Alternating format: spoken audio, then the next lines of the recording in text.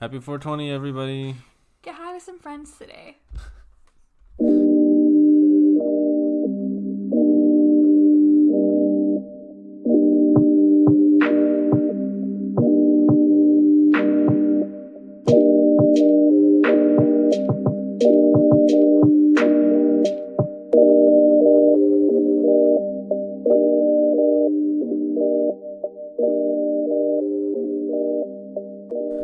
All right, and we're recording.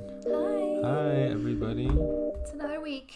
It's 420. Yeah. Yeah. It sure is. It's been nice. I feel good. Both feel really good. We spent the whole day researching and now recording our podcast. Yeah. But it's been good. And eating snacks. Yeah. Yeah. I'm already ready for bed. It's like 3 p.m. Okay, so what happened this week? We've been watching The Act. Yeah. You guys been watching that on Hulu? It's a fucked good one. up. It's very fucked up. I feel bad for Gypsy. Me too. I mean, her mama named her a slur. She's kind of doomed from the beginning. Yeah, that whole family's fucked up though, because they even the last episode they showed all those like flashbacks to like her mom's mom. Yeah. It's all fucked. Oh, we're not going to talk about Game of Thrones because we have a yeah. whole other new podcast series dedicated to that. It's called Chewing Dragon Glass. Oh, hi, welcome. This is Chewing Glass, the podcast, by the way.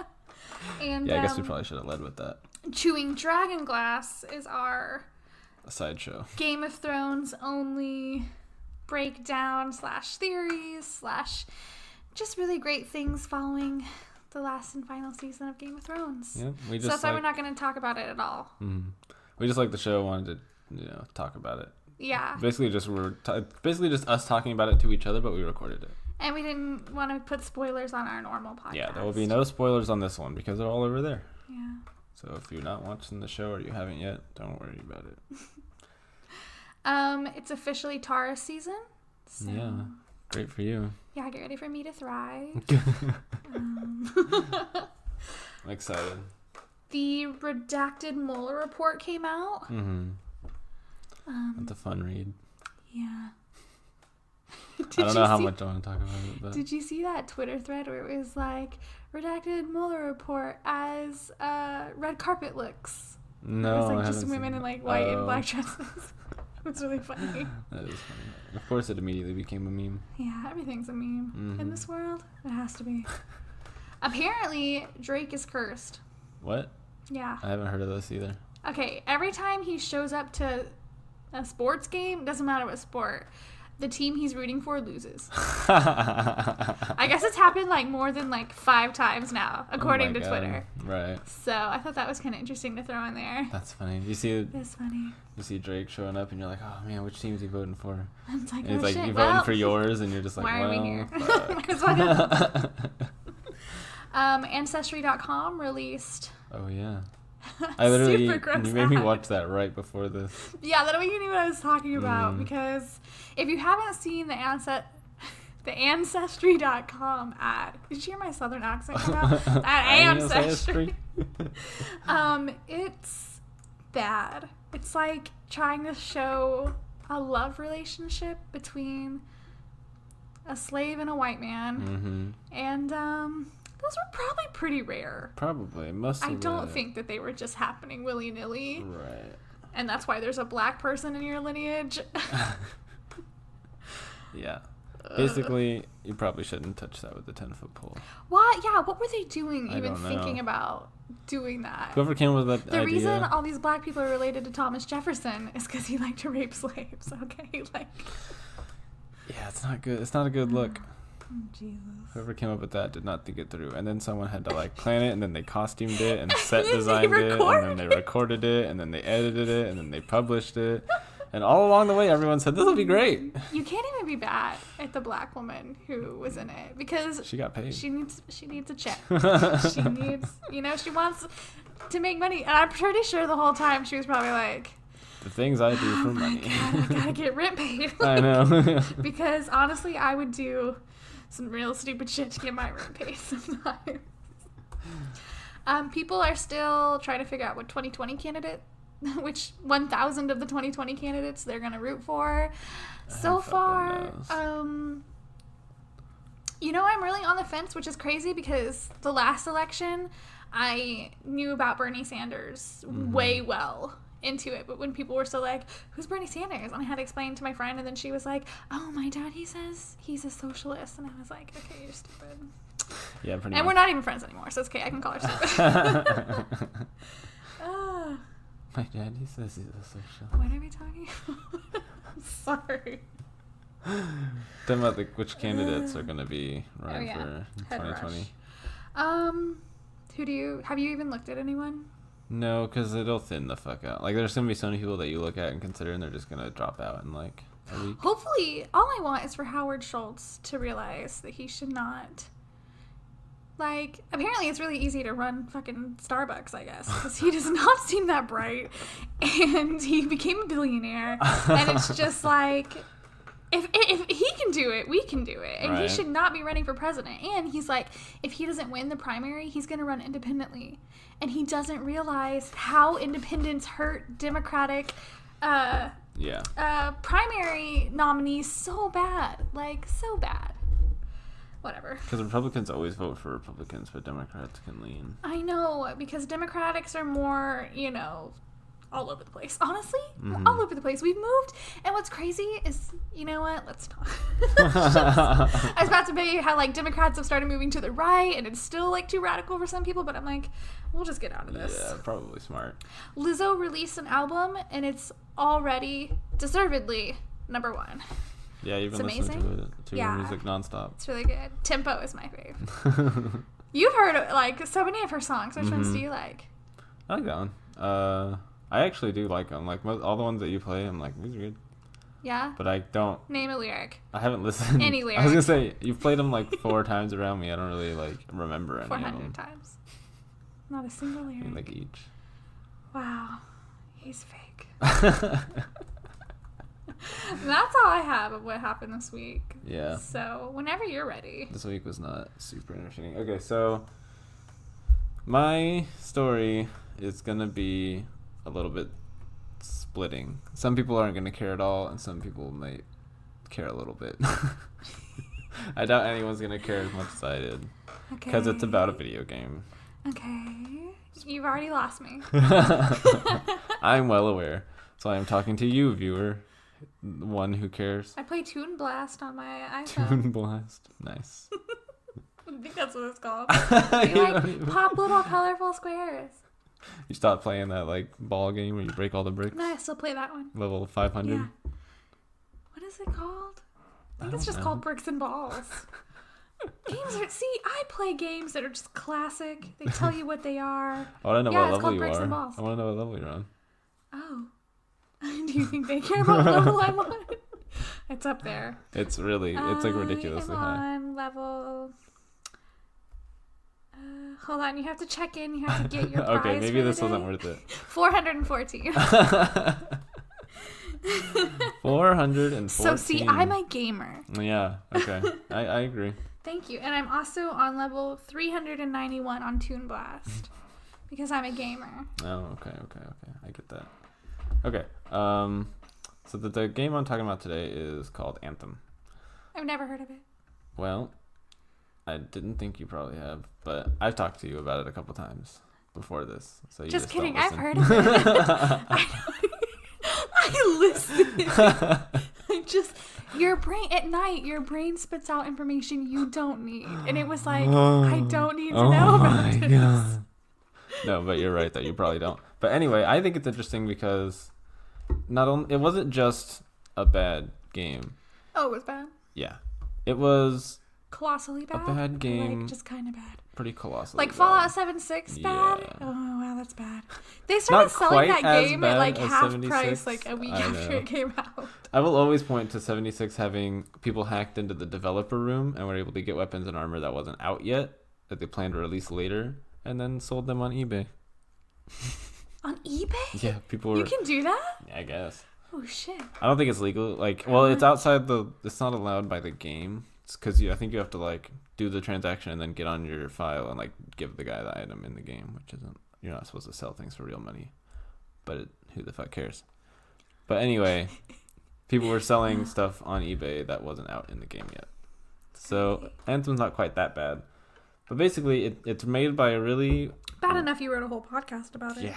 But just because it's made by a really well-known and good game developer, and they had, 7 years to make it, but didn't actually start until, 12 to 16 months away from... Out? Yeah. So it's like the Fire Festival of games. Yeah, pretty much. Oh, no. Yep. So has it had, a big Fire Fest backlash among the gamer community? I mean... Pretty much. There was a lot of people on the outside. Personally, I saw a lot of the problems coming because I played other games that were similar, and I was, looking at the trailers, and I was like, okay, where's... What a nerd. I saw the problems coming. Oh. Specifically, I was like, there's no end game to this. Once you hit the max level, there's going to be nothing to do. So I was like, I'm going to wait till the game comes out, people play it, and see what they say. Okay. So I waited, the game came out, people played it, and it got shot all over. And didn't have an end game like I thought. Okay, I might as well, I haven't even started my script. My script is 12 pages. Okay, guys, no, he comes to me today, and he's like... It's 10 pages long. I'm going to summarize it. And I'm like, okay, yeah, that's probably good. And then he comes back and he goes, okay, I summarized it. It's 12 pages long. And that's how you know it's 4:20 today, guys. Because I was trying to summarize it, and then my summary added on to it, and then I just kept adding other things to make it make sense. Anyway, I'm just going to start. Okay. Let's finally start. We're 12 minutes in. Let's finally start. What is it about? Is there corruption? Is there lies? Is there a sex scandal? Give us something. It's mostly just incompetence. Oh. People, higher ups making bad decisions or making no decisions at all, causing your everyday man, the worker, to become super sleep deprived and having to go through crunch. And they had a lot of people leave from stress. They quit entirely because they were too stressed. Okay, yeah, get into it. Now I'm ready. Okay. Now I'm excited. I love corruption within a company. Yeah. Okay, so the game, it's called Anthem, obviously, and since I have no idea how much our listeners will know about it, I'll just start from the beginning. It's a AAA developed game, so it's made by a really well-known studio. They put a lot of money, millions of dollars into these things. Nice. It's developed by BioWare and published by EA, which is their parent company. Oh, okay, I know both of those. Yeah. So BioWare... Wait, I don't know if I know BioWare, but I know EA. Everyone knows EA. Yeah. BioWare made Mass Effect and Dragon Age. I don't know if you've ever heard of those. I've heard of Mass Effect. Yeah. That was a really big one for a while, which it kind of gave them their name. Okay. Mass Effect was the one sci-fi fans love them for, and then they had Dragon Age, which medieval fantasy fans love BioWare for. So. Okay. So Bethesda with Fallout and Skyrim. Kind of, yeah. It's actually really similar. Okay, gotcha. Because I love Fallout. Mm-hmm. And apocalyptic stuff, I think that's so cool. But Skyrim, I think, is boring as hell. I'm not into dragons, which I love Game of Thrones, but the other kind of medieval stuff, I just can't do it. Right. I like both for both. Oh, I didn't really like Dragon Age as much as Mass Effect, but I also didn't really get that into Mass Effect. But anyway, they were both very, very well-loved series, kind of made BioWare this very well-renowned publisher. Everyone thought they were super great, could do no wrong. But their last two games have been commercial flops. They came out with... So Mass Effect had 3 main titles, and then they were doing an offshoot called Mass Effect Andromeda. And it just had a lot of problems. It wasn't very well reviewed. A lot of the same problems that Andromeda had, Anthem ends up having. And Anthem actually only has... I checked on Metacritic when I was doing this research. It has a 58 on Metacritic and a 4.1 user score. Out of 5? Out of 10. Oh. Yeah. Oh. So it's got a 50... Metacritic, I don't know if you've seen Metacritic. Yeah. It is? Okay, yeah. It just takes it all does the reviews and brings it too. together. Yeah. Right. So the reviewer score was 58. And then sometimes the user score will be higher because they don't agree with the reviewers or whatever, but they had a 4.1 user score. Dang. So it's bad all over. And yeah, I never ended up playing Anthem myself, but I had a lot of experience in other games that were like it, like Destiny, which the original Destiny I had 700 hours. Of your life. How many weeks is that? That's weeks. Yeah. That's probably a month. Oh my god. I don't know. I don't know. I don't want to do math. Anyway. I know. I would try, but. And I have about 100 hours in Destiny 2 also, and I played The Division, which is kind of similar, and I'm currently playing The Division 2. I've got Toon Blast. And Bricks and Balls.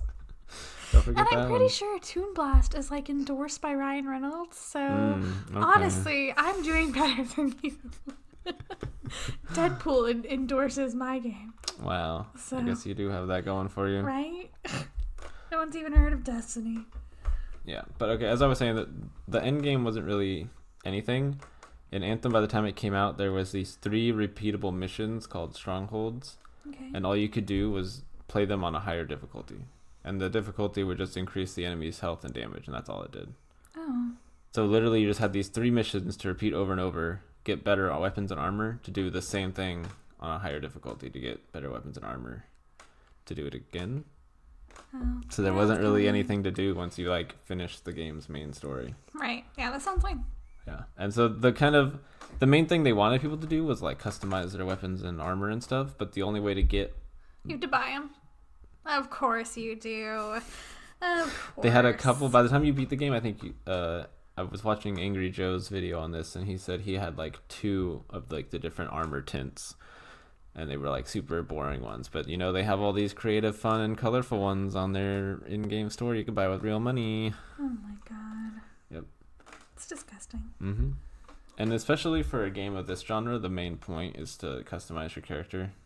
And when that's locked behind paying more money, nobody wants to do it.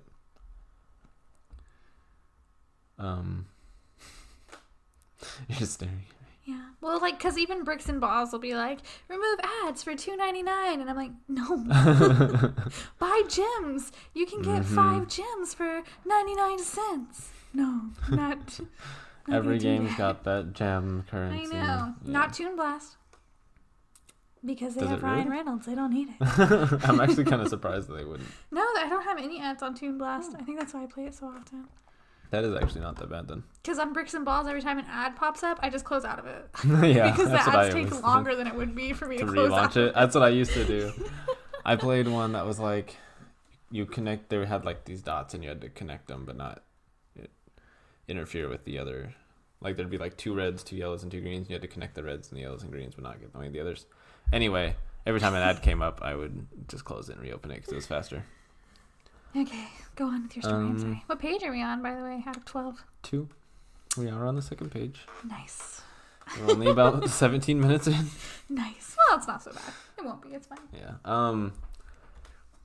So I said, now that I've talked a ton about what the game is, I'll get down to how the controversy is finally culminated, and it all centers around one video games journalist. And I'm making sure to cite my sources this time, because the whole story really is thanks to a writer for a website called Kotaku. His name's Jason Schreier. He wrote this main article that me and all these other people got all their like info from.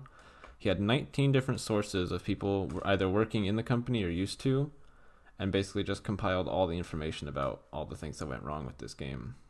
And I'm also citing 2 YouTubers that I used, Angry Joe and Bellular. They're just 2 guys that I'm subscribed to that did videos on it. Bellular? Mm-hmm. He's English. I don't know if it means something different. I don't know. Me neither. I realized while I was typing they speak English. Well, I know, but they have different words for different things sometimes. That's true. I was like, what do you mean something other than English? We speak it. Okay, I'm sorry. A random thing that I noticed when I typed it, because it autocorrected it, it's just cellular, but spelled with a B. Oh, okay. I don't know. Bellular. But, so I said, with all of that said, here we go. We're starting, finally. Okay. That was all the preamble. 2 pages in. Yep. So, I'm going to start where the article did with the name of the game, Anthem. It wasn't originally called Anthem. It actually, originally, way back in 2012, when they were concepting the game, they called it David. Because of... David? What was it? Dylan because of Bob Dylan. They wanted the game to be like super popular and talked about for generations like Bob Dylan. So they called their game Dylan. Which kind of you're getting already, they had these really grandiose vision that you might not be able to pull off. But, Titanic. Yeah. Unsinkable ship. It's true. Anyway, it was called that at first, and then they called it Beyond. It was actually called Beyond for like basically the whole time they were developing it. They called it Beyond. It didn't get the name Anthem until 2017, and it started being developed in 2012. So in 2017 at E3, which is a big convention of different things, that's when they had their first reveal trailer, and they revealed it with the name Anthem, which even people who worked on the game didn't know that the name was Anthem until that trailer. What? They still thought it was going to be called Dylan? Beyond. It was Dylan when they first started it, and then it was Beyond. And then it was Anthem. Yeah. It was like codenamed Dylan. It wasn't going to be called Dylan. Oh. That was like just what they called it before they concepted what the game's going to be. Oh, okay. My bad. And then when they finally had an idea, they called it Beyond. And then later on, EA decided it was too hard to get the trademark on Beyond. Right. So they said change the name, and they changed it to Anthem. And literally some people in the company were finding out at the same time that consumers were what the name of the game was. Damn. Yeah. So this whole time I'm going to be calling it Anthem just for simplicity's sake, but think of it, it was called Beyond. Let me get back to where I was. Okay, there's a quote from somebody who worked on the game. He says, "Everybody." I like your sound effect when you're that's my thinking noise. Beep boop beep boop boop. Beep wop wop. Tippity tap tap tap tap. Typing on the computer. Exactly.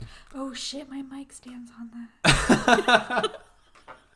If you heard a bunch of really weird rumbling noises. Oh jeez, no. I'm just gonna keep going. Okay, we will never get through this. My bad. Go for it. I'm sorry. Am I not supposed to interrupt? No, you can interrupt all you want. It's fine. We just weren't talking about anything. When I smoke, though, I am more quiet. So I feel like I haven't been interrupting as much as I normally would. It's true. I have been getting through a lot of info. I don't even know, like, it feels like I'm talking to like a brick wall, though. Because you're definitely not syncing any of this. I got it, though. Okay. Originally... Wait, so 5 years later they released the name? Because you said it's 2012 and then 2017. They revealed the game in 2017, but they started working on it in 2012. So yeah. 2017. When was this game supposed to come out? It was supposed to come out in 2018, but it ends up getting delayed, which I'll talk about. It came out at the beginning of this year. Wow. Okay, go. I'm ready. I'm sorry. Okay.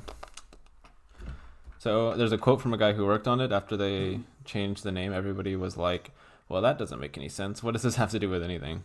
Because the name Anthem wasn't relevant to their story or the game at all. Throw all your hands up. They should have gotten that as the song. Right? Good Charlotte, everybody. Yeah. It's not too late. If you were like a weird, almost emo kid in like 2005, you know that song well. Oh yeah, I know I do. Yeah. I'm sorry, I'm laughing so hard because Zach was nowhere near close to being an almost emo kid. I know. Oh, guys, you've probably seen what Zach looks like on that video we posted on our Instagram. Yeah, it's terrible. Such a little skinny white boy. Yeah, I look terrible. You look beautiful. Are you kidding me? You're gorgeous. You look good. Dye your hair. You're like dirty blonde. Dye it black. Put on some eyeliner. Now go through your emo phase now. 23 is not too late. It's never too late. You know, you just did that live, right? Live? You always say live. On air. We can 100% edit this if we ever learned how. Okay, go ahead. I'm sorry. Okay.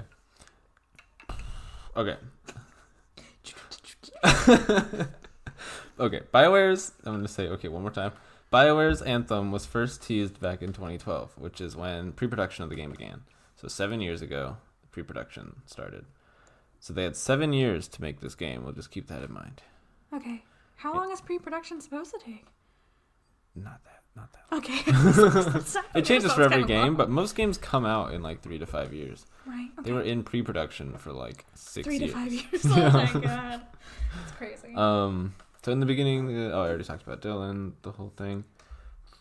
So according to people who worked on early ideas for it, Anthem was ambitious and always changing, which is pretty typical for brainstorming what a game will be, especially because it was a new IP for BioWare. It was like a brand new game from a new universe. So they had a lot of like different things and they were all changing, which is fine. But Yeah, I mean, when you bring a bunch of creatives into a room, they're all going to have a different vision. Right, exactly. You're right. But they knew they wanted an action game for people to play with their friends, and they wanted it to be online. But they wanted it to be very distinct from Mass Effect and Dragon Age, like I was saying. Over the months, a real concept and story started to develop. They wanted the player on a super hostile and dangerous world and forced to wear an Iron Man-like suit to survive. It even had a system where the player could change the current season by pulling some levers. So you were able to like make it go from fall to winter or whatever. Cool. Yeah, and they actually their original teaser before in like 2015, they didn't reveal a name with it or anything. It was basically just BioWare like, "Hey, we're working on this new thing." They had videos. I watched them. They have like a CGI world that's changing from fall to winter. So they actually had that implemented, but it never actually makes it into the real like full game. Aw, Yeah. that's sad.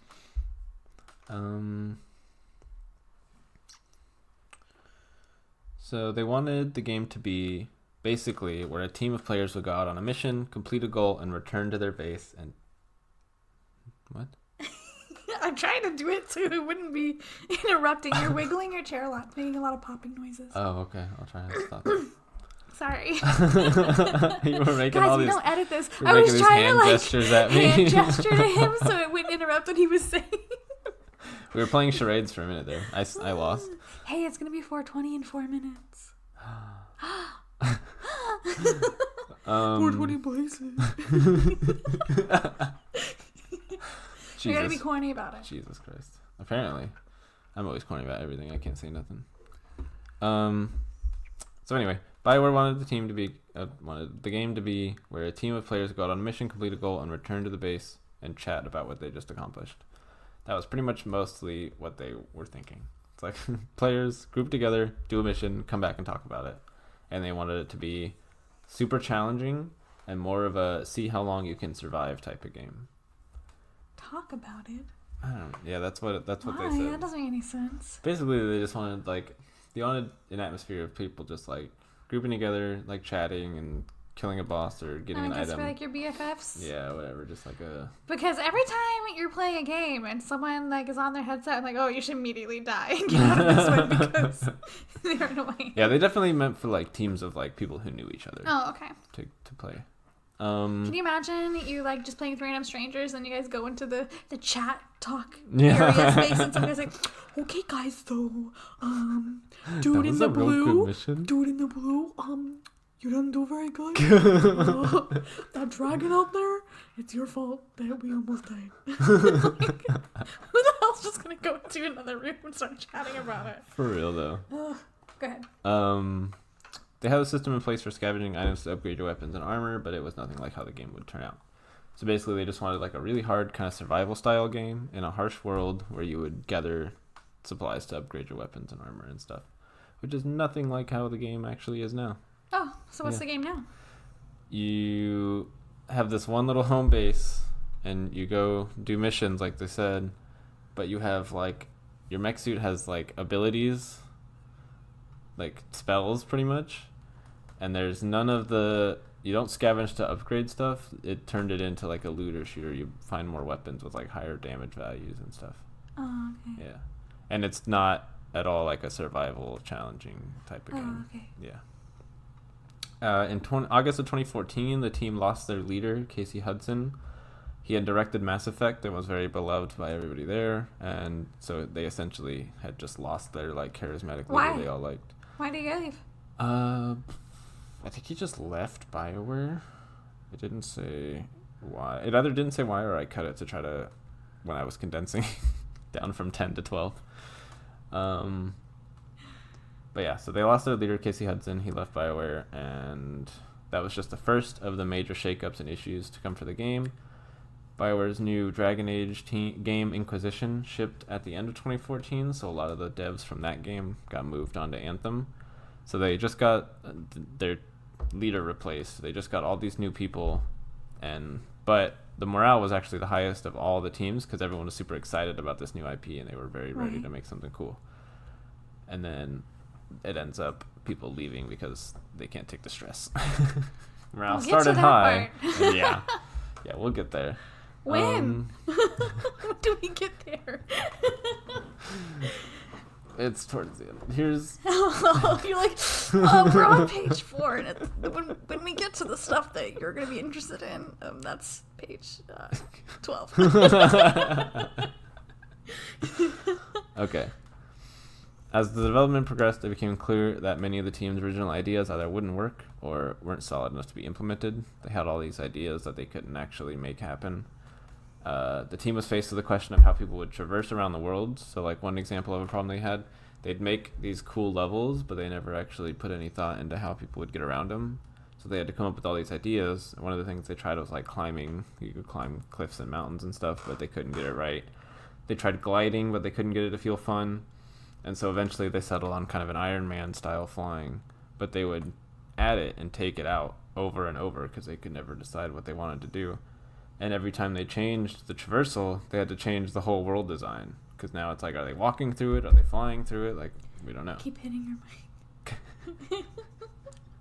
You can adjust it to where you don't slap it every time. Yeah, but I don't feel like I'm close enough. Well, not now. We're recording.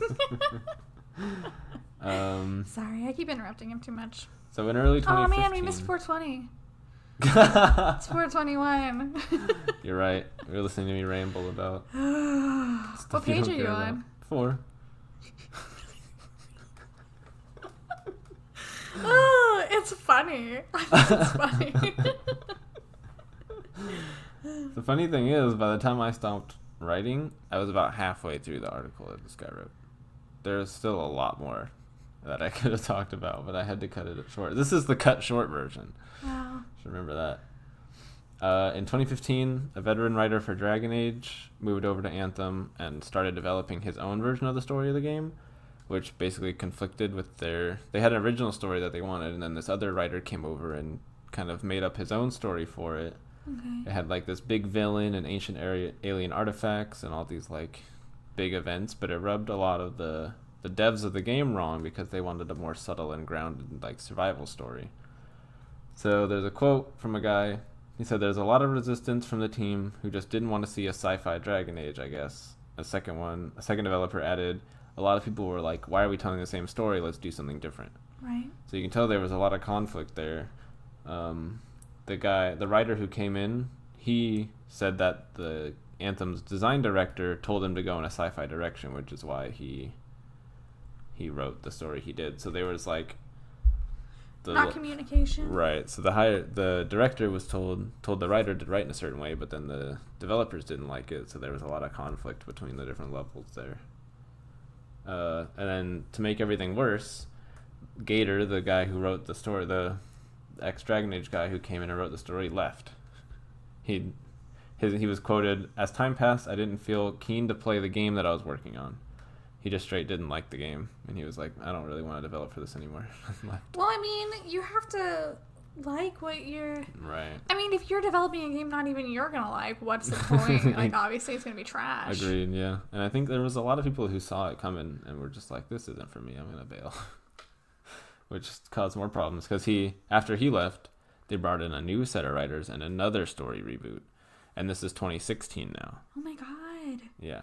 It's Firefest. This is when they start bringing in all those poor Jamaicans that are never going to get paid. Yeah. Did these people get paid, though? Or am I finding that out later? They were getting paid okay. while they were developing it, yeah. So EA, the publisher, basically gave BioWare all this money and were like, "Here, make this game." And then later on, as we get to, BioWare comes to them with a demo, and they're like, "This is trash. What did you make?"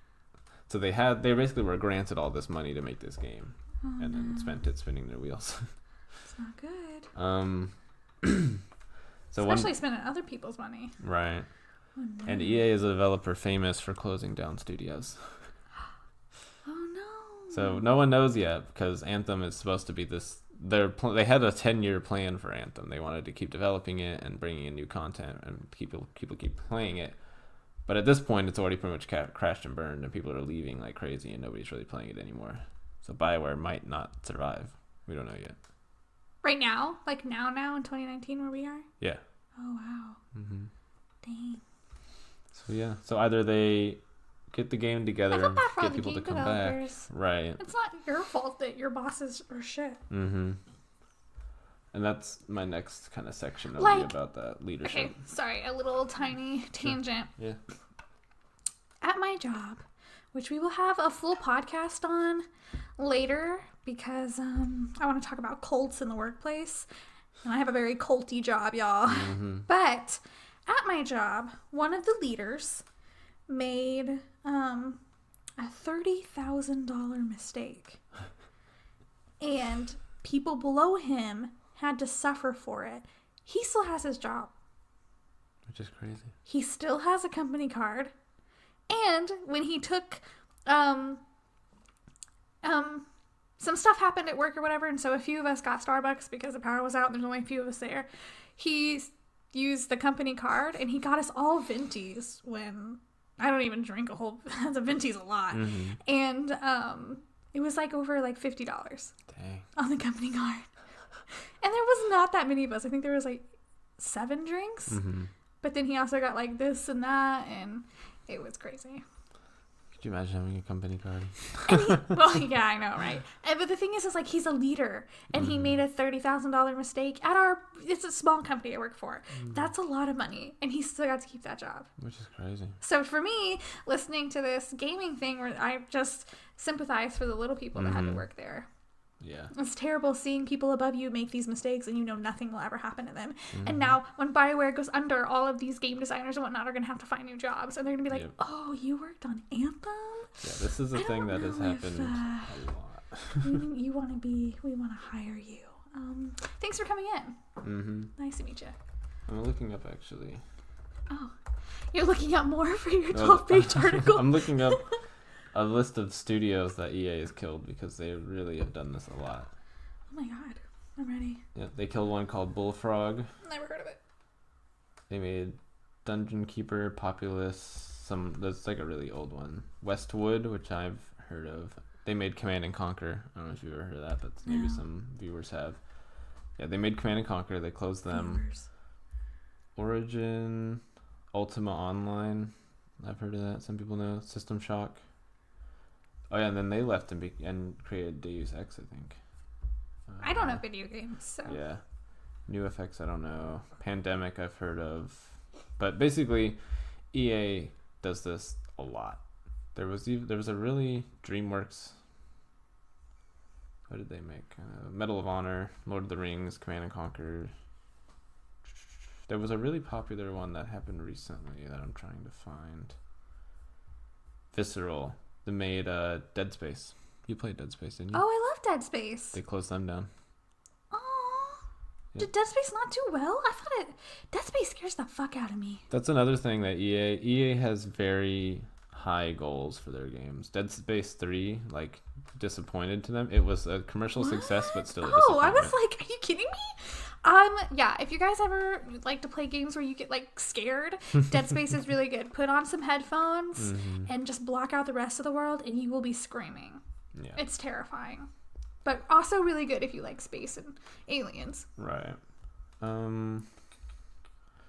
So the next section I wanted to talk about was like kind of the leadership stuff. I called it the council because the job of steering Anthem fell to this creative leadership team. It was a group that included the game director, the design director, the art director, the animation director, and a handful of other Mass Effect veterans who had been working on Anthem since the beginning. So like 10 people are making all the decisions? Right. They were just like 10 people in a room making all the decisions. But the problem was they would never actually make any decisions. They would just constantly... Let me see. Apparently some current and former BioWare employees felt a lot of resentment towards this group, and in interviews, many who worked on Anthem accused the leadership team of indecision and mismanagement. So a quote from the dev is, "What are we making? Please tell us." The recurring theme was that there was no vision, there was no clarity, there was no single director saying this is how it all works together. They never seemed to settle on anything. They were always looking for something more, something new. And another dev added, "I think most people on the team felt like we didn't know exactly what the game was or what it was supposed to be because it kept changing so much." It's like when you're like, "What do you want for dinner?" And I'm like, "What do you want for dinner?" Yeah. And then we just kind of like settle on something, and then we're just kind of like, that was okay. Yeah. Or they'll be like, what do you want for dinner? I don't know. What do you want for dinner? And like 8 people will go in a chain like that, and they're like, we'll figure it out. 10 people not being able to know what they want for dinner. We'll figure it out next session. Yeah, tomorrow.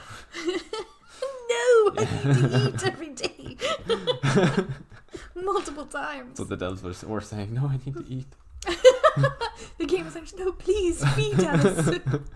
Please, sir, may I have some more? So I'm going to quote this next paragraph straight from the article because the idea behind it is very important, and he says it just like how it needs to be said, and I don't want to mess with it. Okay. So this is all a big quote. The most common anecdote relayed to me by current and former BioWare employees was this. A group of developers are in a meeting. They're debating some creative decision, like the mechanics of flying or the lore behind the Scar alien race, just one of the enemies in the game. Some people disagree on the fundamentals, and then, rather than someone stepping up and making a decision about how to proceed, the meeting would end with no real verdict, leaving everything in a flux. And a quote from one of the developers, that would just happen over and over. Stuff would take a year or two to figure out because no one really wanted to make a call on it. Keep in mind, said another developer, everyone had hard decisions to make that we've never done before because it was a new intellectual property, new genre, new technology, new style. Everything was new.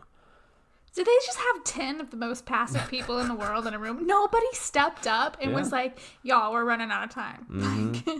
Someone does eventually, but that's why production didn't start until like 12 months out. Oh my God. Because they finally got someone to come in there and be like, you need to get this shit done. That's insane. Mm-hmm. So yeah. It's so Fire Festy. I know, it really is. It's just like that. So throughout 2015 and 2016, the Anthem team begins to realize they're accomplishing very little. They struggled to make the game work as an online game, struggled with how missions would work. They only had a couple of environments and creatures. They didn't even know what the basic gameplay would be. The story was still constantly changing. Development was becoming sluggish, and the team was having to remove or dial things back. A good example of this is there were originally supposed to be multiple cities in the game, which eventually turned into one city and player-created outposts. Then that turned into a city and a mobile strider, which is just this big walker mech, bit like a mobile base with one city, and eventually that turned into a single fort.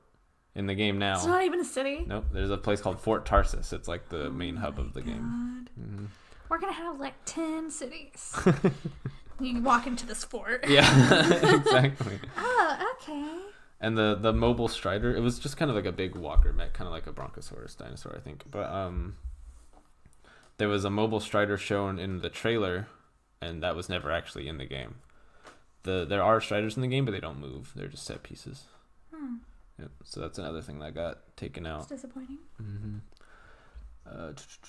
Jason has another quote from a former BioWare dev. It says, they were still figuring out core parts of the IP, like crafting material, Ember, how technology worked, that sort of thing. The whole back-end architecture and everything wasn't figured out yet, and this is 2016. Oh my God. Yeah. When you say dev, you mean developer, yes, right? Yes, okay, developer. I hope I'm getting that right. Okay, so it started in 2012, and now we're in 2016. And still nothing's done, and everybody's not making decisions. The story has changed over and over. What color should this alien be? I don't. Do any 8 of you know what color? Red, No. blue, purple. Oh, we decided blue. What shade of blue are we? You want a certain teal? Why don't we figure Maybe? that out next time?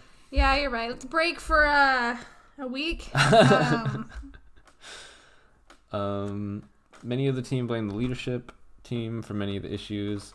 I mean, it sounds like it to me. Right. Or at least if they didn't cause the issues, they were making it worse by not making decisions. Apparently, the leadership team never made any concrete decisions, and when they did, it would take weeks or even months for them to be put into action. Another quote from a developer, there were lots of plans where by the time they were implemented, it was a year later and the game had evolved.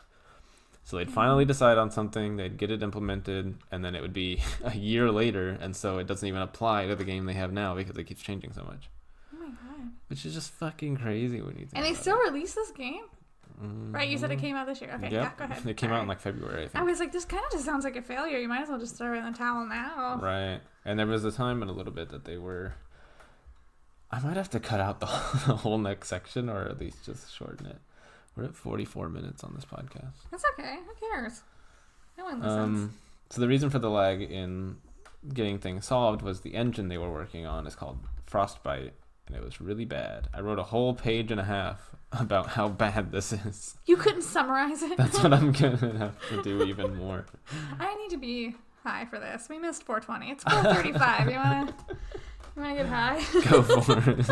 I'll keep reading. What page number are we on? 7 of 12. Oh my God. Yeah, I need to be high for this. Okay, well, I might just take... this is another section where I quoted a whole paragraph from him. I quoted like a whole paragraph from his article. So, because he summed up the engine and the trouble it was causing better than I could. So, Frostbite is a video game engine or a suite of technology that's used to make a game. It was created by another one of EA's companies called DICE to make Battlefield. I don't know if you ever heard of Battlefield. But basically, it was made for shooters. But EA decided that it would make all of their studios use the same engine. I'm not quoting anymore. I'm just going to summarize it. The EA decided they would make all their studios use the same engine because it would be easier that way, according to them. Okay. But it actually caused a huge amount of problems because it was developed for a shooter, but they were trying to make a third-person action game. And I can pretty much just skip through a lot of this. It's mostly just information on the engine, and it's basically really terrible. So I'll just sum it up with these quotes I added to the end. So here's just a big list of quotes from people that worked with the engine. It says, part of the trouble was that you could do enough in the engine to hack it to show it was possible, but then to get the investment behind it and to get it actually done, it took a lot longer, and in some cases you'd run into a brick wall. And then you'd realize, oh my god, we can do this if we can only do this if we reinvent the wheel, which is going to take too long, and it was sometimes difficult to know when to cut and run. So they'd work on things and they wouldn't pan out, and they'd just hit a wall and not be able to do it. Another person said, if it takes you a week to make a little bug fix, it discourages people from fixing bugs. If you can hack around it, you hack around it as opposed to fixing it properly. So if they had a bug, they would just try to go around it and make it work without actually fixing the bug, which is why the game released with a huge amount of game-breaking bugs. It's like my first car. It's held together with string and duct tape. Yep. I worked at O'Reilly's when I had my first car, and so I would get things like car parts for a discount, like a really good discount. Right. But I'm not a mechanic. So my car just kind of, I would fix what I could, and then the rest was just kind of jerry-rigged. Right. And I wound up selling that car for $700. Not bad. Right? Thank you. Sold for more than mine that had a pond in the trunk.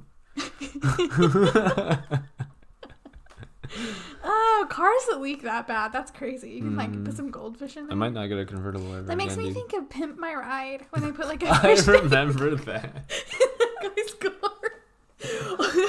He said he liked fish maybe one time. And they were like a whole fish tank. A whole fish tank in your car. Like, feed these and clean it out and good luck. We've given you extra responsibility. I never thought of that. Pimp My Ride. I wonder if there's a place where you can watch old episodes of Pimp My Ride. Probably. Because, what rapper was the one who did Pimp My Ride? I don't remember. Oh, I used to know. I'm ready. I know, I'm sorry. I'm Googling it real fast. You're fine. Because he, it was Exhibit. He hated that show. He absolutely hated it.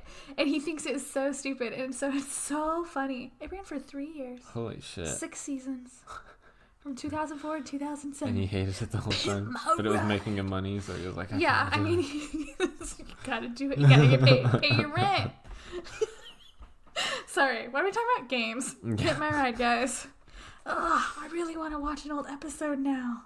I remember one episode, they like shag carpeted like the walls and the ceiling and everything. Go on, I'm sorry. I'll just skip through the rest of the Frostbite stuff.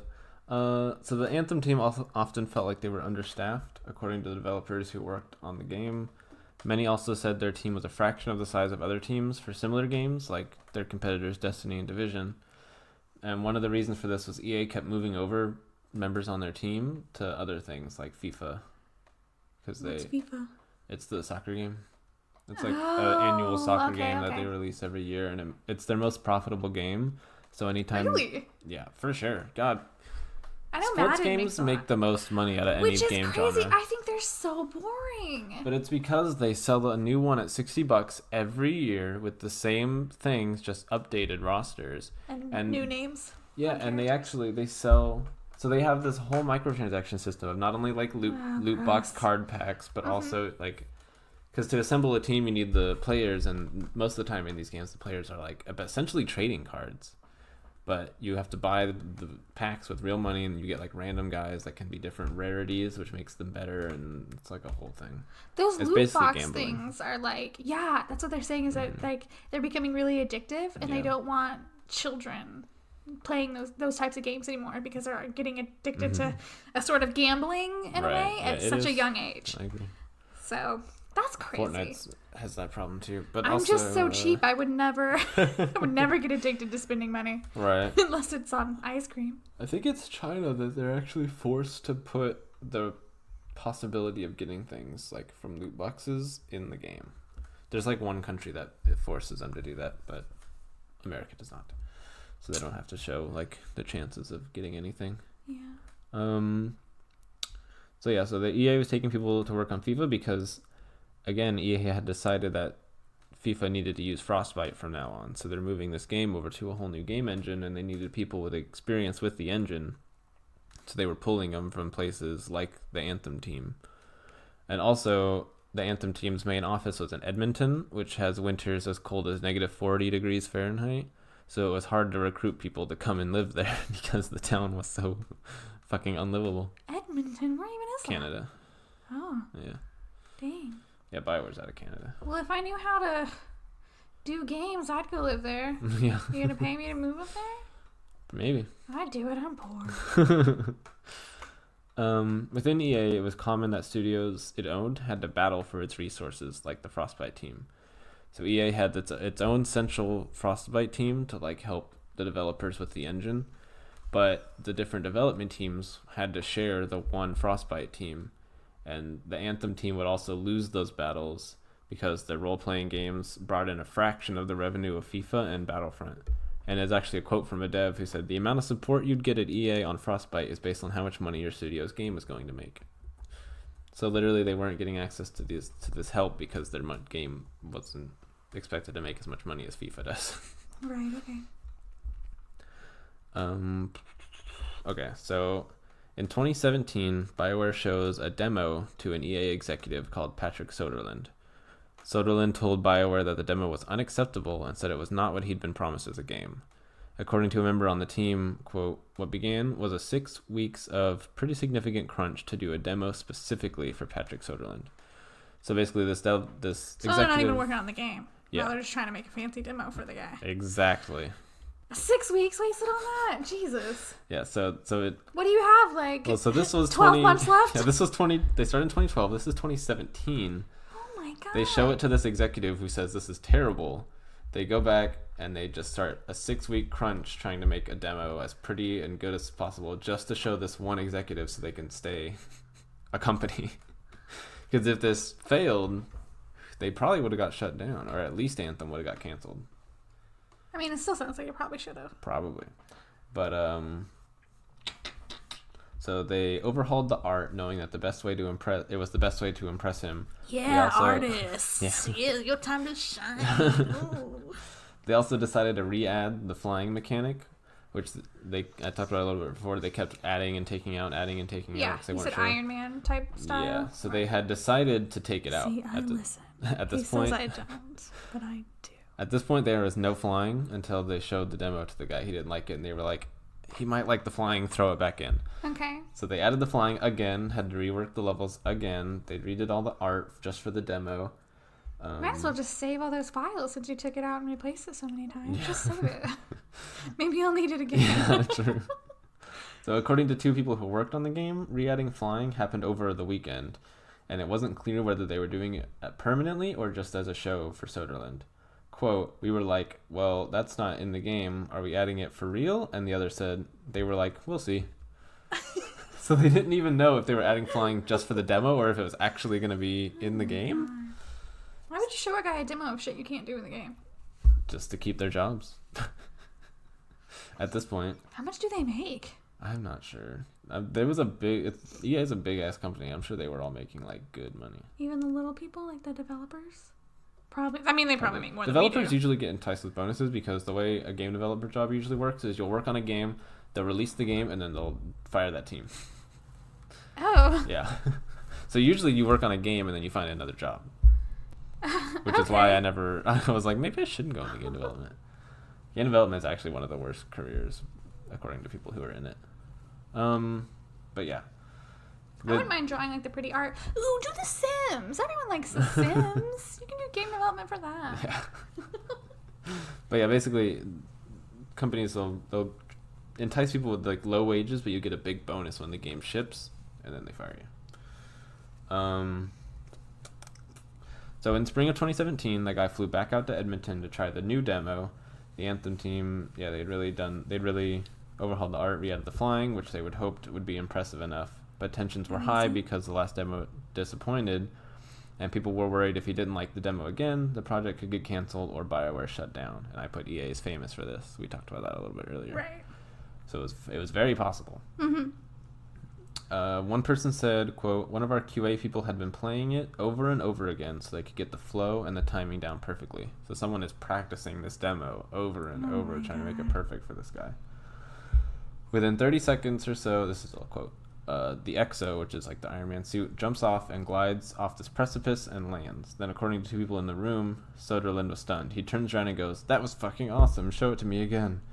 And he was like, that was amazing. It's exactly what I wanted. So they showed him this demo that they had prettied up. They added flying, and he liked it. Okay, so just say you want an Iron Man game. Pretty much. Shit. He was just like, saw the Iron Man stuff and was like, I love the adventures. Yeah. Can't wait for Adventures Endgame. Thanos. Yeah, I know Thanos. things. I've seen an episode. I've seen one or two Avengers episodes. It basically is. There's like 30 There's of them. so many. It's basically I like honestly have seen maybe like 3 superhero movies. Me too, actually. We watched the Aquaman movie just when it came out on bad. Redbox. It's real bad. Like, I mean, the actors are amazing, but the whole storyline is just bad. like nothing. And it's so rushed that even with good acting, the plot has a lot of holes. It doesn't make a lot of sense. It's bad. It's bad, yeah. It's bad. We're not even reviewers. We're like the laymen. Oh, yeah. We're usually chill with everything. Yeah. We watched a movie about an evil bonk. That's true. Monkey. You big pile of fuck dust. Inside jokes. Go watch. Was it just called Evil Bong? Yeah, I think it's just called Evil Bonk. I think it was on Netflix. Yeah, we watched that. So that shows how low our standards are, and we didn't like Aquaman. It'd be a good 420 movie. Jason Momoa, though. Oh my god, stop.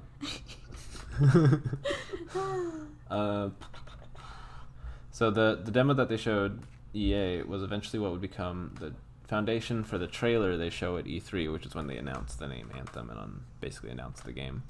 So they took the demo that's made specifically for this guy, and they were like, that worked, and they turned it into their trailer for the game, but they still didn't really have a game. They just had this little demo. It's really pretty looking. Right. I feel bad for the guy who probably stayed up 30 hours making sure it was perfect. Yeah.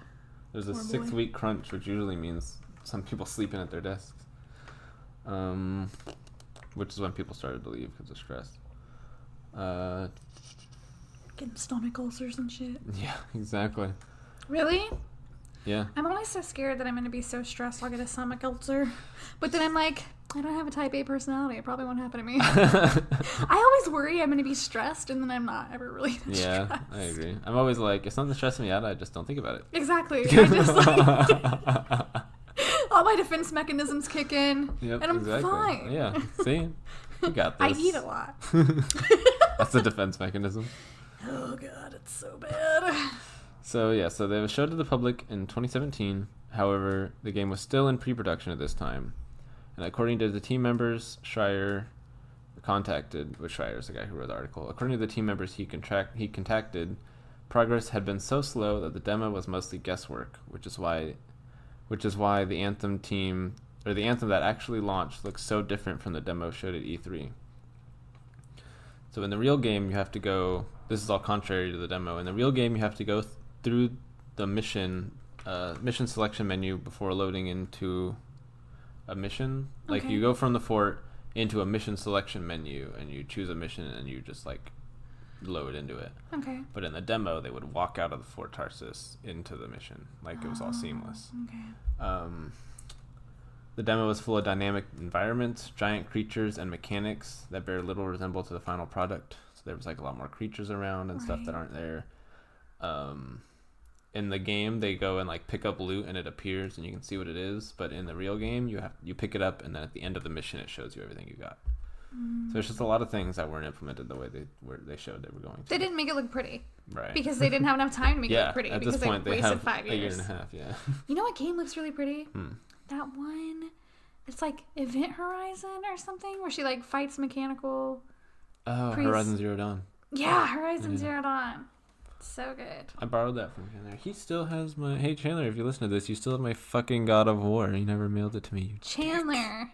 How dare you? I gave him back his Horizon. He didn't give me back my God of War because he couldn't find it. So he was like, I'll mail it to you. Still hasn't. That was actually, like months ago.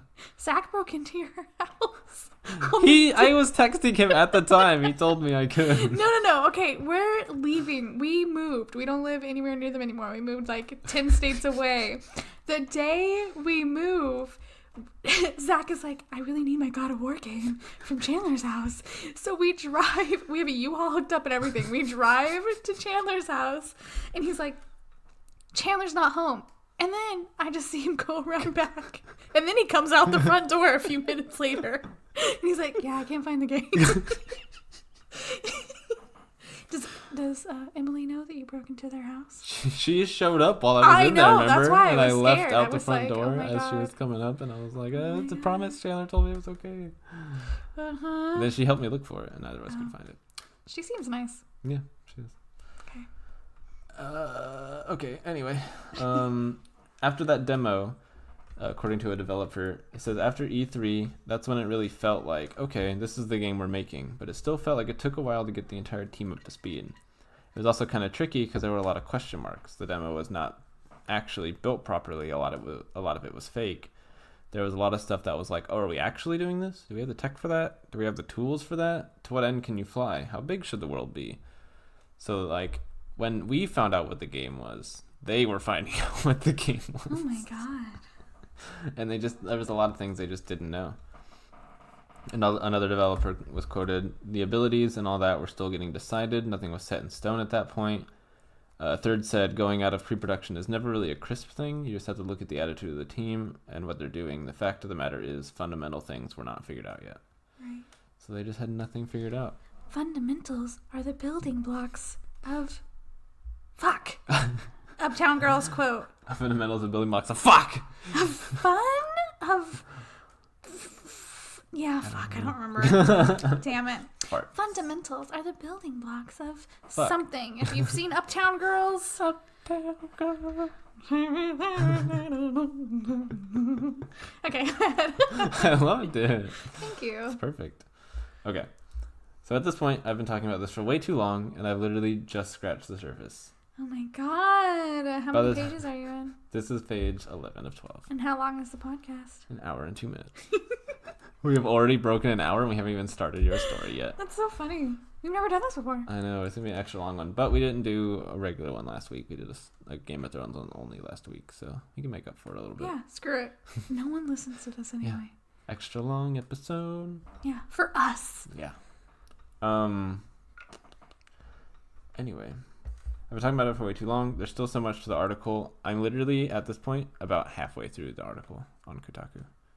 There's still a ton of things I haven't talked about. A lot of stuff behind the scenes that I just had to kind of summarize real quick, shorten everything up because I knew I was going to be on for too long by page fucking 11. So there's literally so much in the article. The different teams within BioWare had their own drama. They had there was 3 different teams, and certain ones considered themselves Team A, Team B, Team C, but they never agreed on who was what team, and they basically there was just a lot of drama between the teams for no reason. They were bringing laxative brownies,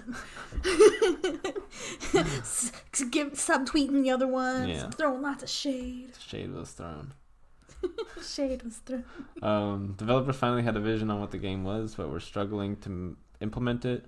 Ideas kept getting scrapped and restarted. The studio left pre-production way too late. They were we're supposed to leave pre-production on June, and then it was June came, then July came, then August came, and they still hadn't left pre-production, and they were like, what are we doing? So they came out of pre-production late. EA wouldn't let them they didn't want to push the release date, but they ended up doing it, because it was supposed to come out late 2018. It didn't release until February this year. But also, BioWare wouldn't let anybody on the team talk about potential competitors like Destiny 2. They were literally like, don't talk about Destiny 2. We're not Destiny 2. But that also meant they couldn't look at the successes and failures of that game that had already done what they were trying to do and take ideas from it because they weren't allowed to talk about it. Which is fucking stupid. Yeah, it's weird. BioWare eventually brought in an executive producer who brought Anthem up. He showed up and was like, just try to finish what you've got started. Anything that won't work, we'll figure it out, because they had like the idea for the game to go on for a long time and to constantly be updating it. So there was a lot of things that they were like, we'll fix it later. We'll fix it later. Just get the game released. Okay. Yeah. Like that one game you played on the computer. Where you were like, now it has a mission on a boat or whatever. And she was like singing and there were some blue-eyed creatures. She was a race of something. And you played it on the computer. And she was on a boat. And the boat sunk and it killed her father or something. I don't remember. I don't know. But everyone had been waiting for a really long time. He like showed me the art style. Why? I literally am drawing a blank. I have no idea what you're talking about. Was it World of Warcraft? Maybe. I think that's the only thing I was playing on my computer at the time. I don't know what I'm talking about. Okay. I think you're right.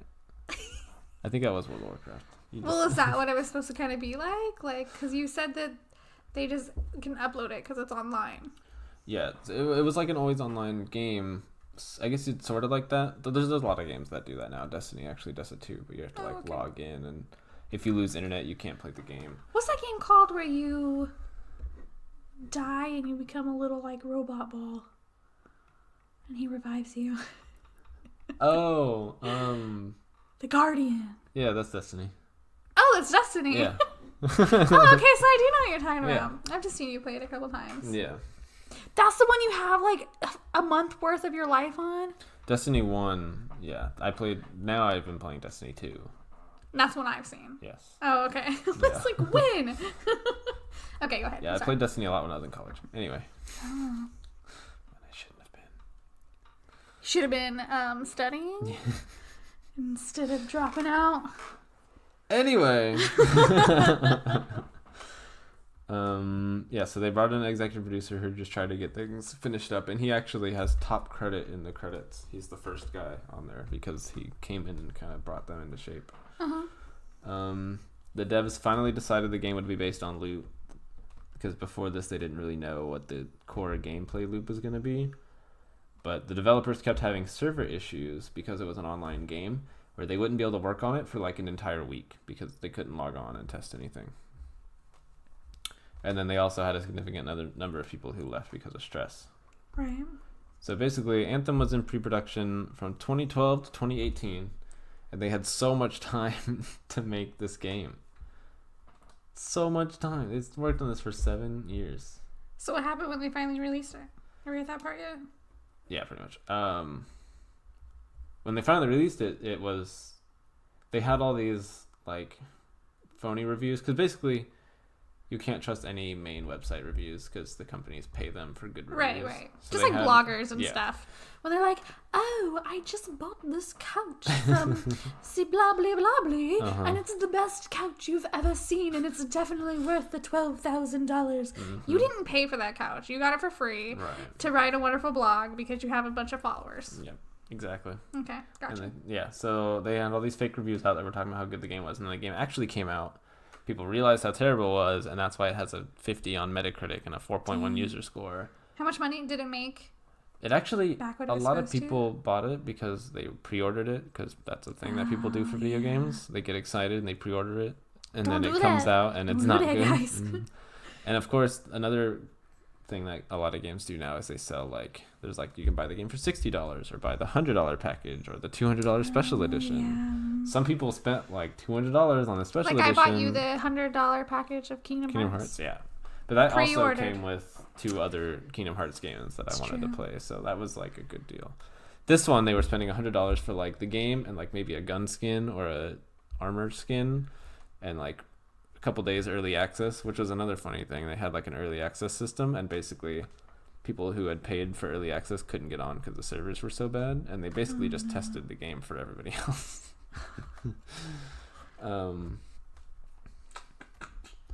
But yeah, basically the game was a flop. Now the subreddit, I went on it to look at what's getting posted. It's just basically people talking about, this is why I left, or this is why I stopped playing, or there's this bug going on. Like, there was a bug in the game that made the starting weapon you start with in the game better than like the best weapon you could find. Sweet. Yeah, exactly. Don't have to do anything now. Exactly. It ruined the whole point of the game because there was a scaling issue where they would shoot the enemy and like 200 would pop out as the damage with the starting gun, and they would shoot him with the high-powered gun. It would be like 600 damage, but the amount of health the enemy was losing was less when it said 600 and more when 200. Nice. So the same enemy, you shoot it 3 times with the gun that says it's doing 200 damage and it kills it. You shoot it 3 times with the gun that's saying 600 damage and it's still alive. That's how busted this game was. It's literally so Fallout crazy. 76. Yeah, it was very similar to that. If you want to know more, I've just read the article. It's on Kotaku, written by Jason Schreier. Hugely long, but also in depth. It has so much info. There's so many things that I couldn't even get to because we're already over an hour and it's just my story. I haven't even gotten to yours yet. It's gonna be an hour and a half podcast. I know, you weren't even listening. I was trying. You were like on your phone. Did you want me to stay awake?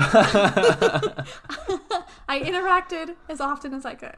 I know. And then I also, Angry Joe and Bellylar on YouTube, they did some pretty good videos on it.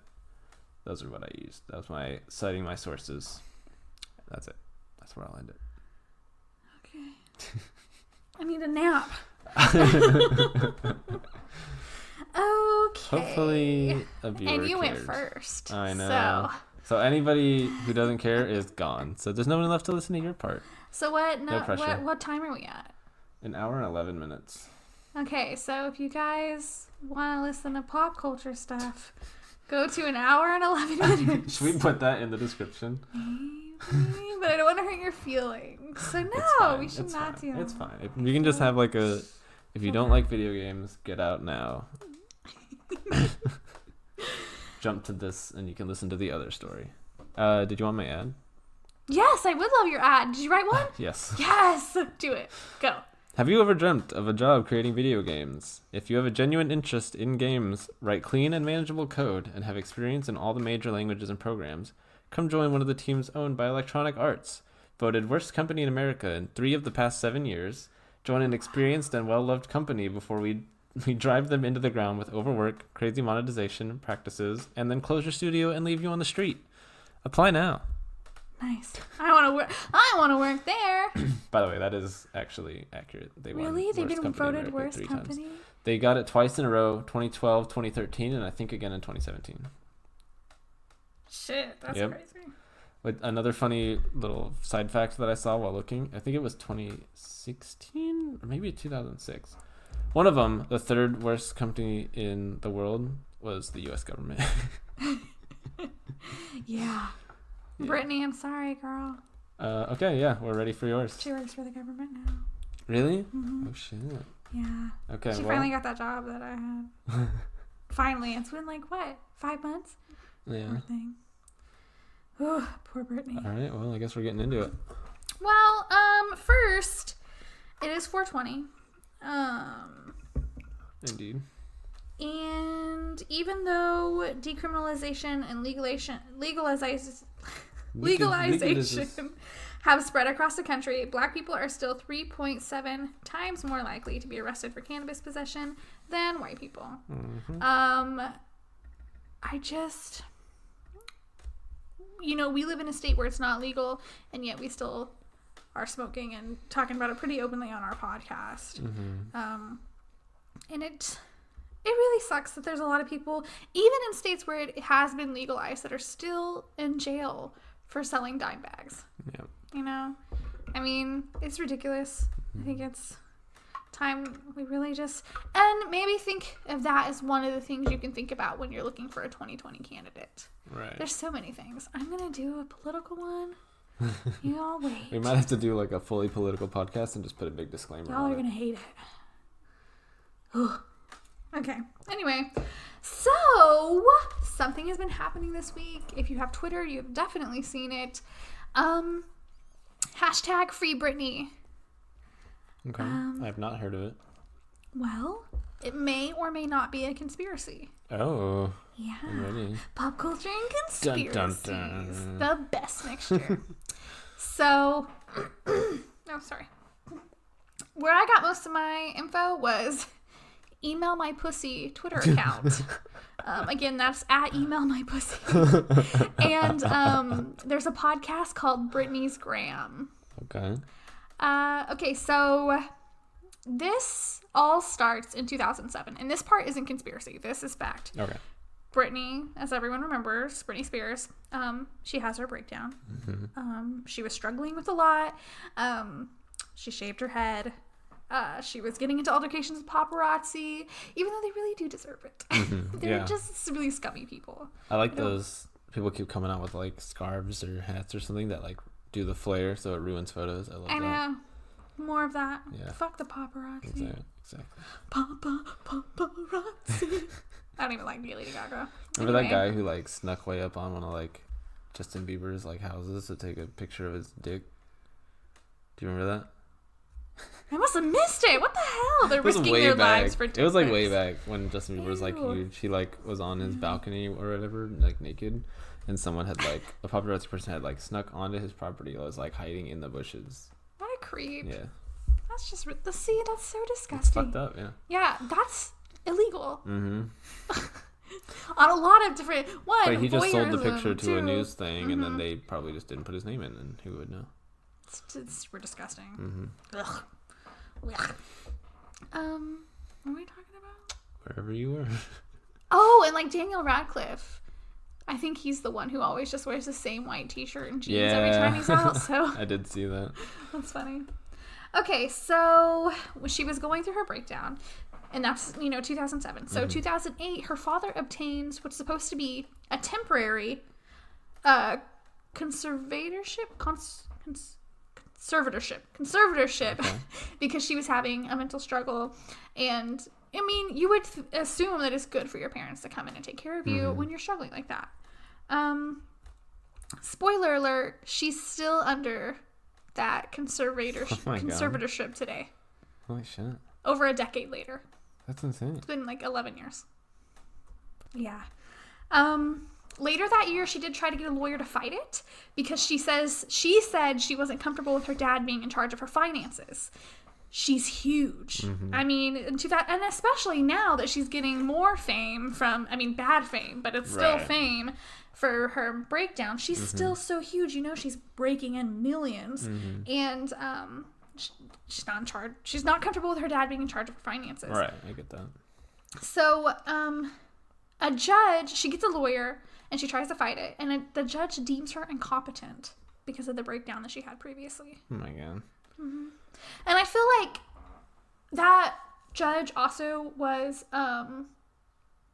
accused of corruption. So that judge has done some really sketchy things in the past. So that could also be why. But also, like, it's so terrible that something mental that you, like a mental breakdown that you went through, was so publicized and so blown up that people think that you're crazy because of it. When it honestly was really justifiable. And sometimes you just need you need medication, or you need to calm down, or you need people to stop fucking with you. And any normal person could have gone through that, and they would still You need people to stop crawling in your bushes to get naked pictures of your dick. Like, well, pretty and any normal person could have gone through that, but because it was just so publicized, I think you're right. It makes it seem worse. Right. So they deemed her incompetent. Okay. Which if And she's like we've getting a all lawyer seen, to fight it, she's probably not incompetent. How incompetent can you be? We've all seen Britney. Okay, and she's still under this. It's crazy. So at the end of 2008, the conservatorship that was meant to be temporary becomes permanent. Oh my god. Because the judge that allowed that to happen was also corrupt. There's like 3 judges in this that are all corrupt. It's I like they imagine only most of them found are. You know what? You're probably not wrong. I don't trust the justice system. Me either. So in a 2008 documentary, Britney compared her life to being in jail. And she said it was like living Groundhog Day every day. Oh shit. Yeah. Like, everything was really controlled on what she can do and where she can go, and it's really sad. In 2009, a guy named Jordan Miller, he runs a website called Breathe Heavy. He was just outspoken on his website about how he thought that conservatorship was really inappropriate and why did she need to be on it. And he didn't understand why she was under so much restraint. And Brittany's dad even threatened to sue him. Some guy who just runs a website. Like, it's not like... And so then her dad starts getting restraining orders taken out on people that are trying to help her. Oh, shit. Yeah, she, at one point, calls a lawyer and leaves a voicemail, and she wants to make sure that she's still going to get to see her kids and stuff. Like, you can listen to the voicemail. And that lawyer that she was trying to get help from, her dad took out a restraining order on him. Like... How do you even approve that? Under her conservatorship, someone else makes all her, like, rules and decisions for her. She's not allowed to drive unless there's a conservator. I cannot get that word down in the car with her. Jeez. She does not have her own cell phone. This is like sheer law stuff. And, like, in magazines, they try to make it cute where they're like, Brittany doesn't have a cell phone. She's just not allowed to have one. She doesn't have one. Under the conservatorship, she cannot get married and she cannot vote. What? She doesn't have basic human rights. Oh my god. Yeah. And there's rumors that she has a very limited spending budget. A supposed doorman of hers said that she couldn't even have flowers ordered to the hotel because she never gets to leave where she's at. So she has a lot of inside hobbies like weird paintings and flower arrangements. And she wanted some flower arrangements, but he couldn't have them delivered, so he had to drive to a store and buy some for her. That's how limited her budget is. Jeez. And so if she has like a controlled budget, her allowance might make her as poor as us. Damn. Like, can you imagine you're making millions of dollars a year, but you're living like your father is hoarding all of it? Right. And he was a cook before this happened. He just was a cook. So he saw his chance. Exactly. I think that's exactly what happened. So several people have been allowed to be her co-conservator over the years, including an abusive ex-boyfriend. Oh my god. They just granted him co-conservatorship.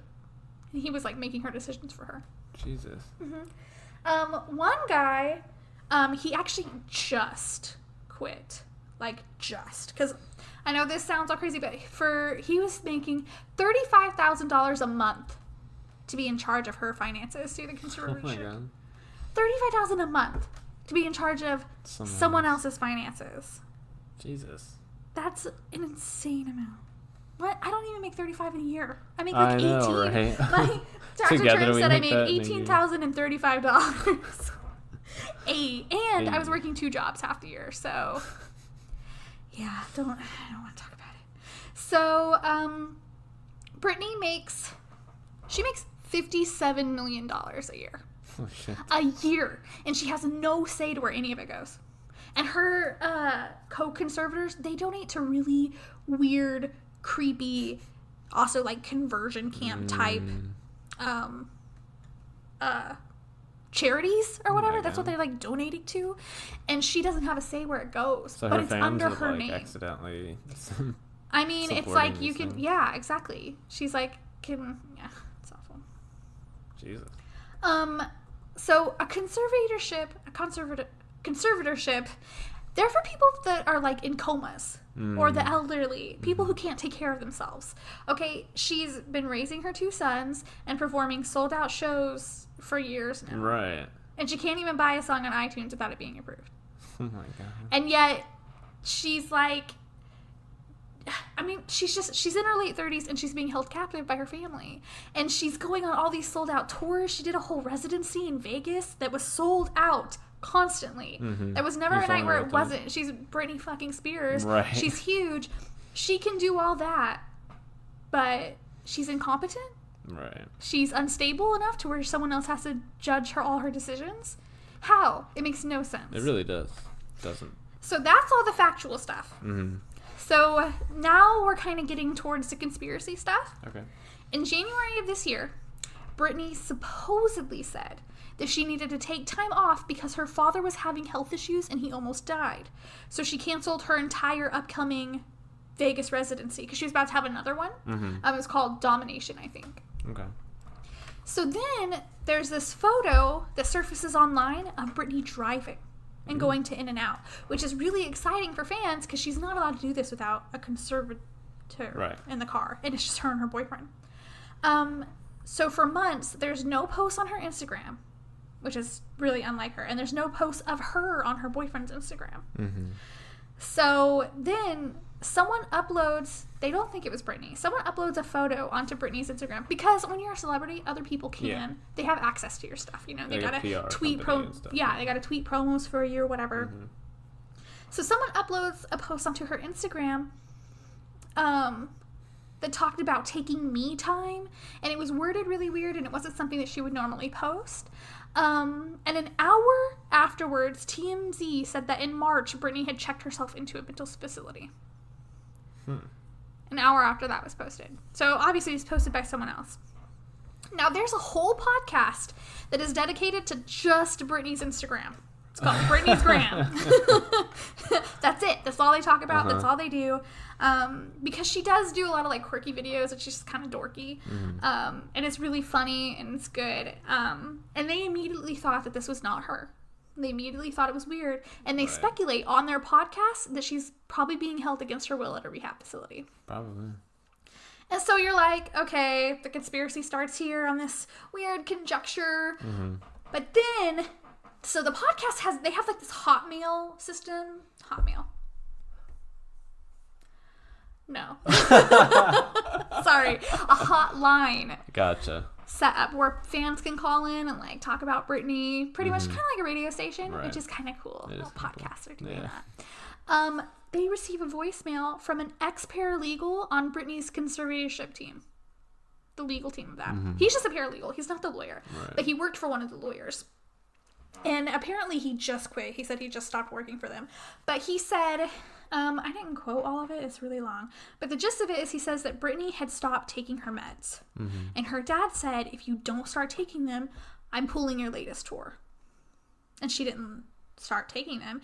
And so he did. He canceled the Domination Vegas residency. Oh my God. And then he told their like PR people or whatever to blame it on his illness.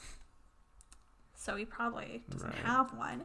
And that that's the illness that she supposedly had to cancel because of his health issues and he almost died or whatever. Right. And then that's when the photo...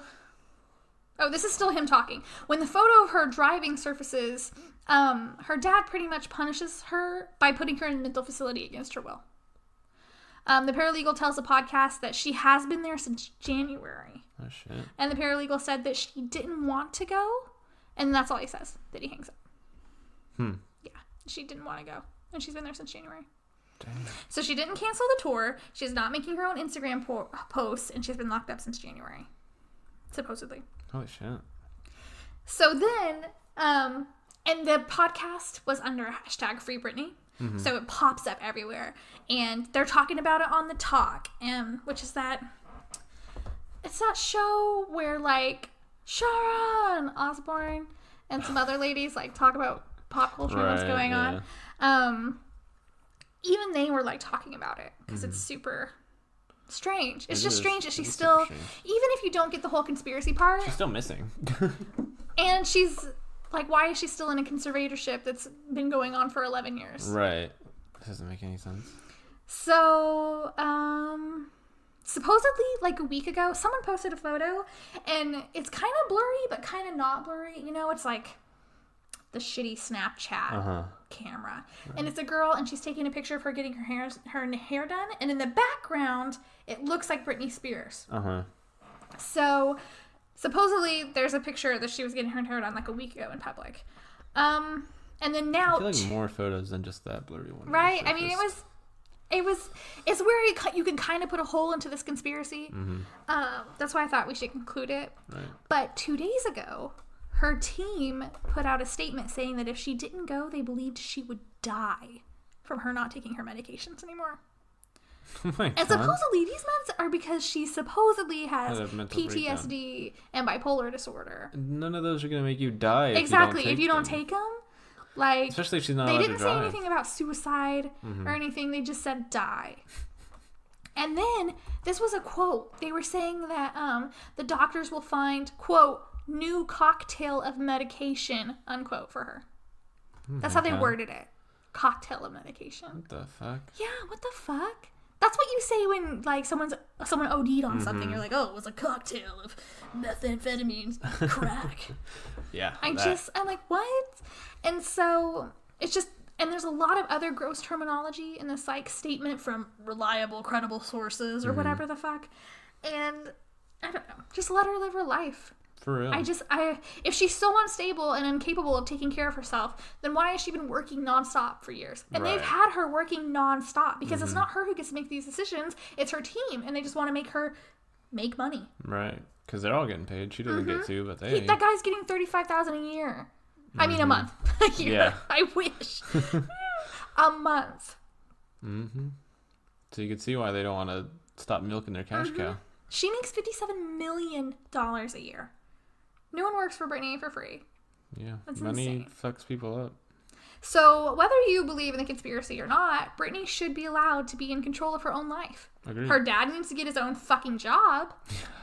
I mean, and her mom has been like liking some of the hashtag free Britney posts. And people are like, what does that mean? Like, I don't know. Yeah. It's just like that you make $57 million a year and you can't even touch it. Yeah, that would be extra fun. I'd be pissed. Are you kidding me? She can't vote. She For has real, no though. rights. That's literally Islamic Sharia law. She can't even get married. Yeah, she has less rights than a prisoner. Because you can get married while you're locked up. They let you do that shit. It's true. And so it's like, I feel bad for her because she's choosing, because it's either perform and be alone the rest of the time that you're not performing, or just be alone all the time because the only other time you get to leave your house is when you're performing. Right. So you can see why she'd want to. And that's why, like, all the other celebrities are always posting, like, vacay pics and by the pool pics and whatnot. She never gets to leave her house. Right. It's so depressing. Kind of changes all her performances too. You just imagine she's like being forced to do it. Oh yeah, people have been like going, because she sometimes will interrupt a show and just kind of talk for like a few minutes, like performers do. And some of the stuff she says is kind of, once you like look at it, you're like, this is kind of cryptic. Right. Kinda, are you okay? And now when they release that statement, they're like, no, you guys are overwhelming Britney with this. She doesn't know how to come back after this. Like, whatever. I don't think so. Yeah. I think if you're a she celebrity would and agree. people are like, free you, it'd be pretty easy for you to be like, oh, you guys, it's fine. Like, whatever. You wouldn't be like, I'm too overwhelmed to tweet about it. No, you have her locked up and she has no access to anyone. She doesn't have a phone. How would she tweet I about know. it? What the hell? How sad. It is. Okay, so that's pretty much the story because it just happened. Right. This just came out a couple days ago, so I have no more information on it. Some people won't even talk about it because not everything's come out, which is smart. But I leave that stuff for politics, pop culture, whatever. Talk about it whenever you want. So my ad. You ready? Yeah. I'm hype. You hype? I said, why are you yawning? I'm hype. So hype, bro. Okay. Anyway, I'm hype. Hype as fuck. Yeah, yell into the better? mic. I'm trying to do it better for you. There's a couple of peaks in my audio now. I know. But... Don't worry. We'll fix it. So it's going to be real loud. We've learned how to do that stuff now. See, we're learning. A little bit. We're learning this editing stuff. I did fuck up the first Game of Thrones episode and not convert it to mono, so yeah, only so one of you us definitely have comes to out of each listen ear. to that in two episodes in. That's my bad. Whoops. I will fix that for this one. It's like the beginning of our, because all the beginning episodes of our podcast are all in stereo. Until we learned, maybe this isn't a good idea. We didn't know. Yeah. Anyway, your ad, sorry. Okay. Are you stressed out? Have you just found out that your favorite pop star is being held against her will? I have. Are you being crushed by your father in a conservatorship? I can't fucking say it. Do you have a stiff neck and shoulders? Then we've got the product for you. New Alexa hands. From the company Amazon, we bring you robotic hands you can use to massage your shoulders. With lifelike skin feel, Alexa hands respond well to simple commands like lower or harder. And are sure to get all the tight knots out of your upper back. Lower. 1 out of every 3 Alexa hands sold have been hacked by a perv. Alexa hands monitor for certain words like collusion, Russia. Buy at your own risk.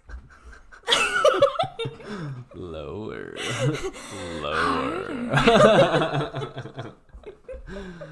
Is that all we got for today? Do you like my disclaimer at the end? I worked hard on that. Yeah, I loved it. You didn't even listen. You I were did. saying lower like 20 times.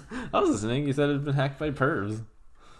Pervs. Only 1 out of every 3 Alexa hands. Yeah, so like 2 out of 3 chances you're fine.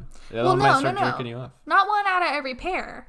Every 3 pairs. 1 out of every 3 Alexa hands. Oh.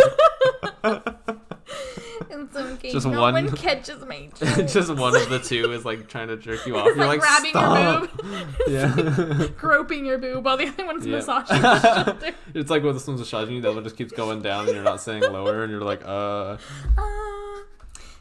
We yeah, did an that's hour my and ad. 35 minutes. Oh my god, our first long podcast. Mine, so that means mine was like 20 minutes 15? long. Yep. Well, see, that's why it's a good thing, which is crazy. Normally it's opposite. Normally mine's the long one and yours is super short. It's true. See, I flipped the script. Yours was extra long to make up for all the short ones you ever recorded. Yeah. Hopefully some people wanted to hear about that. Yeah. Oh, and tomorrow, Game of Thrones. Yep. So tomorrow we will have our Chewing Dragon Glass podcast out if you're a Game of Thrones fan. We're posting this today. Yeah, we're posting this. Okay, so today. we'll post this one today, and Game of Thrones will come out tomorrow. You guys, you know what? This whole like we post on certain days shit. We have real jobs. We're not like these YouTube stars and Yeah, we podcast literally- stars who have this is like their job is to post on a certain day. We have real jobs. We literally only recorded and like we did all our research and recorded today because we have the day off together, and it's the only day Yeah, we do. this is the first time we've had a day off together in a while. Yeah. We just have conflicting schedules all the time. So yeah, so I think that's it for us. Yeah. Oh, okay. So socials, pretty much they're all Chewing Glass Podcast or Chewing Glass Pod. And we have a Instagram, a Twitter, Gmail. We should probably make a Facebook. Yeah, Facebook is so toxic and I hate it. But I know for some reason you're into everything. It's a terrible website. We probably But should. we'll have to deal with Republicans getting on there. One guy at work, he asked me what our podcast was, and I said, you wouldn't like it. Because, one, I don't like him, and people I don't like, I don't want them listening. And two, die hard incel Republican. Oh, right. That guy. Yeah. Why was he asking? Anyway, topic for another time. Because it's my stupid cult job is like, they go around and ask you weird, invasive questions. They're like, what are your hobbies? They like look deep into your soul. podcast, you And I was like, oh yeah, we podcast. Me and my partner podcast. And he was like, what's your podcast called? I was like, you wouldn't like it. And everyone was just like really quiet. Yeah. So, okay, bye. Bye.